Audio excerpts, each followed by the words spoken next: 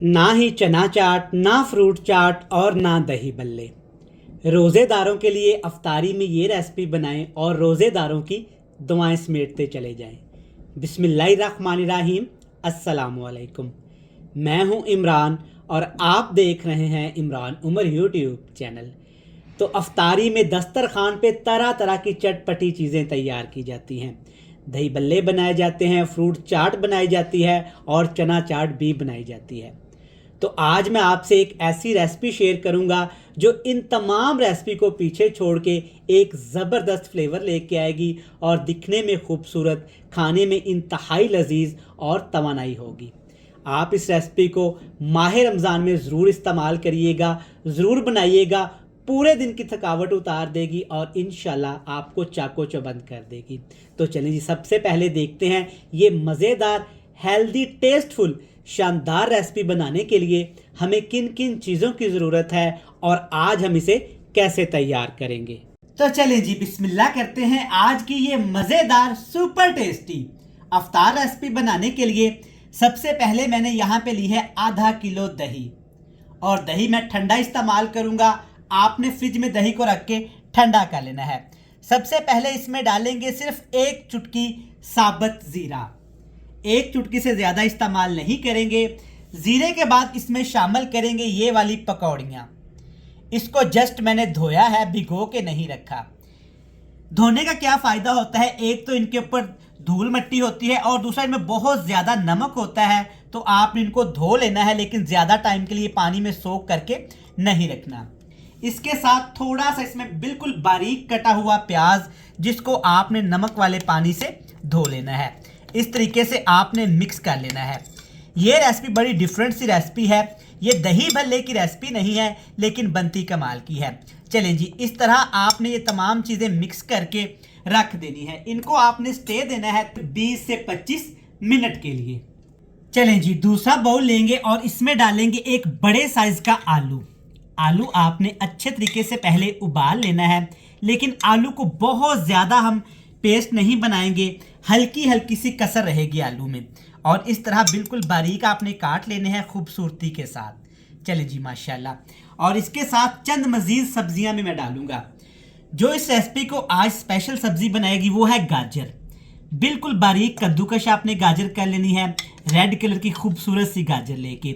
और इसके साथ काफ़ी ज़्यादा खीरे, लेकिन खीरे भी आपने बिल्कुल बारीक बारीक चॉप कर लेने हैं। और इसके साथ थोड़ा सा फिर से प्याज डालूंगा, टमाटर जिसके आपने बीज निकाल लेने हैं, और सिर्फ एक सब्ज़ मिर्च।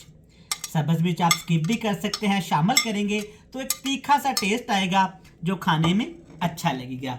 चलिए जी, इसमें आप देख सकते हैं काफ़ी ज़्यादा सब्जियां भी हैं, आलू भी हैं। आप ये बच्चों को भी खिला सकते हैं और स्पेशली इस रमज़ान मुबारक में बनाइएगा, ये आपको पसंद आएगी। थोड़ा सा यहाँ पे मैं चाट मसाला इस तरीके से इसके ऊपर स्प्रिंकल कर देता हूँ। इसको आपने मिक्स अभी नहीं करना। अब इसमें डालेंगे पहले से तैयार की हुई थोड़ी सी जो भल्लियाँ थी, दही और प्याज।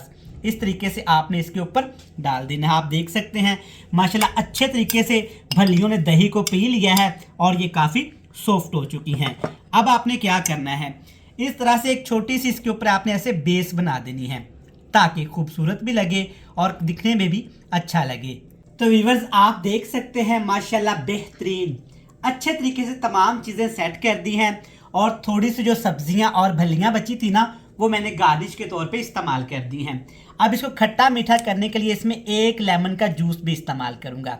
इसकी जगह पे आप ऑरेंज जूस भी इस्तेमाल कर सकते हैं। ऑरेंज जूस नहीं इस्तेमाल करना चाहते तो आप थोड़ा सा इसमें हनी यानी कि शहद भी इस्तेमाल कर सकते हैं। लेकिन जो काम लेमन जूस ने करना है ना जनाब, वो किसी ने नहीं करना। माशाल्लाह चेक करें, बेहतरीन, अल्हम्दुलिल्लाह सारी चीज़ें सेट होगी। अब एक बेहतरीन से इसको तड़का लगाएंगे। जी जनाब, थोड़ा सा आपने लहसुन ले लेना है और 2 सब्ज़ मिर्च अच्छे तरीके से गर्म करेंगे और उसमें थोड़ा सा जीरा डालेंगे। इसका जो तड़का लगाएंगे ना, इंशाल्लाह ताला रेसिपी वैसे ही बहुत मज़े की है और ये तड़का इसको और 4 चांद लगा देगा। देखें जी, माशाल्लाह बेहतरीन। ये थोड़ा सा तड़का कुकिंग ऑयल, लेकिन आपने बिल्कुल थोड़ा सा इस्तेमाल करना है। अगर ज़्यादा कुकिंग ऑयल का इस्तेमाल करेंगे ना तो रेसिपी ख़राब भी हो सकती है। माशाल्लाह बड़ा मज़े का एक टेस्ट आएगा।